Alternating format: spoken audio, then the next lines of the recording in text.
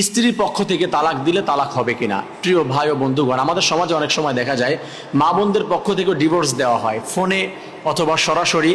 আমরা অনেক সময় দেখতে পাই তারা লিখিত পাঠিয়ে দেয়।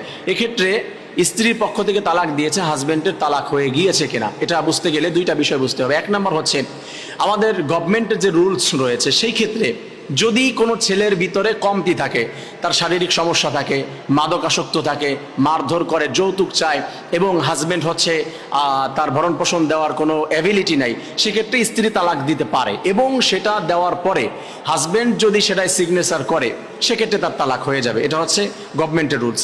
আর শরীয়তের রুলস হচ্ছে স্ত্রীর পক্ষ থেকে তালাক দেওয়ার কোনো অধিকার দেওয়া হয় নাই, যে সে তার হাজবেন্ডে চাইলেই তালাক দিতে পারবে। যদি অধিকার দিত আল্লাহ তাআলা, আমার মনে হয় ম্যাক্সিমাম ছেলেরা, বিবাহিত ছেলেরা ডিভোর্সই থাকতো, তাদেরকে শুধু ডিভোর্স দিত মেয়েরা কথায় কথায়। আল্লাহ তাআলা এটা বুঝেই দেয় নাই। হ্যাঁ, সে করতে পারে, খোলা তালাক দিতে পারে।